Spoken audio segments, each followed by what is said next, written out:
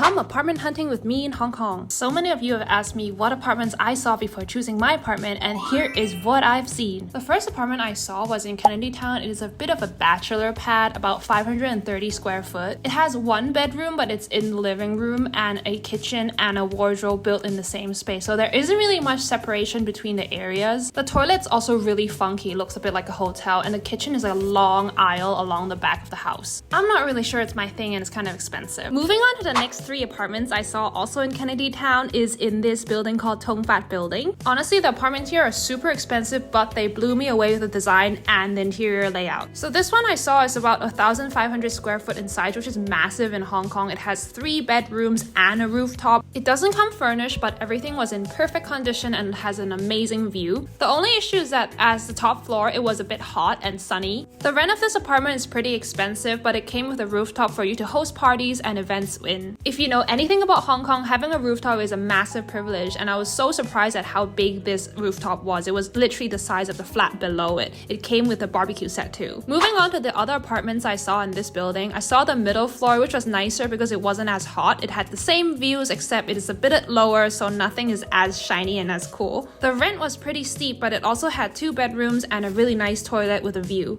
The last apartment I saw in this building was on the bottom floor. It was a bit dark and the view wasn't as nice, but overall it looked pretty much the same as the other apartments, except it's slightly smaller and didn't come with as much amenities as the other flats. Overall, although this building is really nice, I wouldn't say it's exactly matching what I'm looking for, which is an apartment that I can live in that's not too big and not too small, because this apartment is way out of my budget. Moving on to the next 2 apartments, these are micro apartments. They're a bit smaller. In fact, they're only suitable for a single person, I'd say. Although you'd be surprised at how high the rents are for just a single 1-bedroom apartment. Anyway, this apartment had 1 tiny bedroom, 1 toilet, and a small living room. It was nice because it was really new and renovated to a high standard, and I really liked the design. It gave off a bit of a princess, elegant vibe. It had a tiny living room with a balcony, which I love because it gave off really nice natural light. I also saw a slightly smaller apartment in the same building, which was not furnished. It has no sofa, no bed or anything like the other one,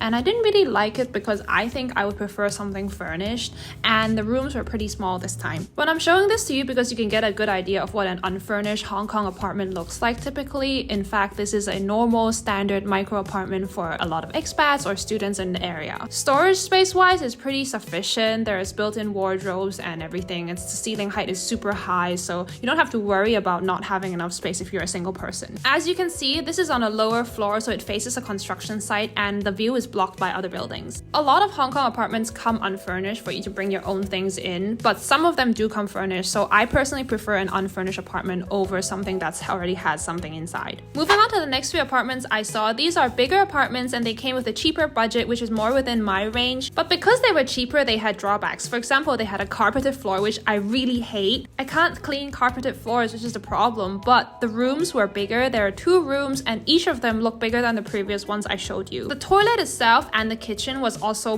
less modern, and in this apartment I think the owner did something strange to the bedroom, which meant there was a corner of the room that wasn't used. But I did appreciate the natural lighting in this apartment because it looked really nice in the sun, and the kitchen was fairly nice too. I viewed another apartment on the same building on the bottom floor and it looked exactly the same, except the kitchen was a bit more L-shaped, which is more practical. Everything else, including the carpeted floors, were exactly the same, so I didn't really like it. It was also a bit darker, so I didn't really like it and moved on to the next apartment. Going forwards, I'm taking you to a 630 square foot apartment in Sai Ying Pun, which is an area that's quite vibrant and trendy nowadays in Hong Kong. This apartment is bigger than the others and the rent was actually cheaper for some reason that I do not understand, but the kitchen was pretty nice. I really like the modern design of it. I'm looking for a little bit of a view, so this had it, except my views are gonna be of my neighbors washing their dishes or something, but the bedroom was pretty nice. It wasn't really looking at any other building and it had a nice city view. This apartment had 2 bathrooms, which was perfect for me and my guests, and I really like the look of the building. I'm gonna do a part 2, so stay tuned.